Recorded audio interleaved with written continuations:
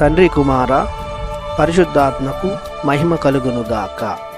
ఈనాటి జీవవాక్యం. పవిత్రుడైన ప్రభువునకు చెందియున్నందుకు గర్వింపుడు, ఆయనను సేవించు వారెల్లరూ సంతసింపుడు. కీర్తన 105 వచనము 3. సర్వ పవిత్రతకు ఊట అయిన ప్రభుని దేవుని బిడ్డలారా, సహోదరి సహోదరులారా, తండ్రియగు దేవుని నుండి యేసుక్రీస్తు ప్రభు నుండి మీకు శుభములు కలుగునుగాక. పేతురు మొదటి లేఖ 4వ అధ్యాయము 10-11 వచనాల ప్రకారం ప్రభువు ప్రతి ఒక్కరిని పలు రకాలైన దేవుని వరములతో కృపావరాలతో నింపి ఉన్నాడు. కావున వారిని దేవుని గణపరచుటకు మరియు ఇతరుల మేలునకై ఉపయోగింపవలెను. సేవించడం అనగా దేవుని ఆరాధించడం మరియు దేవుడు చేసిన మేలులకు కృతజ్ఞతలు చెల్లించడం. పవిత్రుడైన దేవునికి చెంది ఉండుట వలన, ఆయనను సేవించుట వలన అనేక లాభాలు మనకు చేకూరుతాయి. సేవ చేయడం వలన మన చూపులు, మన ఆలోచనలు దేవుని మీద కేంద్రీకృతం చేస్తుంటాం.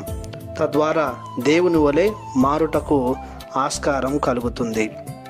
సేవ చేయడం ద్వారా తోటి సోదరి సోదరులతో మనకు సత్సాంగత్యము ఏర్పడుతుంది. మన విశ్వాసాన్ని, మన ప్రేమను పెంపొందిస్తుంది. దేవుని సేవలో దైవానుభూతిని పొందుకుంటాం. సేవ చేయడం ద్వారా మనలో ఉన్న అహంభావం, స్వార్థం, అసూయ, ద్వేషం వంటి దుర్గుణాలు మనలో లోపిస్తాయి. జీవితంలో సంతృప్తి, సంతోషం, శాంతి, సమాధానం మిగులుతుంది. పవిత్రుడైన దేవుని పవిత్రత మనకు సంతరిస్తుంది. ఇవన్నీ దేవుని సేవించడంలో కలుగు భాగ్యములు. కావున మనం కొలిచే, ఆరాధించే దేవుణ్ణి గూర్చి గర్విస్తూ ఆయన సేవలో, ప్రేమలో నిమగ్నమైన మనం నిత్యం ఆనందించుదాం. ప్రార్థించుదాము. మహాకృపతో నిండిన మా ప్రభువా, మీ అమూల్యమైన ప్రేమకు గాను మీకు వందనాలు చెల్లిస్తున్నాము. సత్యవంతుడవైన దేవుడవైన మీకు చెందినందుకు మేము గర్విస్తున్నాము. సదా మేము ఆరాధిస్తున్నాము.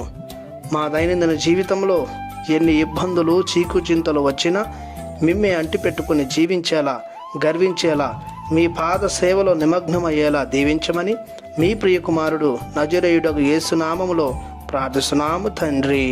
ఆమేన్. దేవుడు మిమ్ము దీవించునుగాక. ఆమేన్.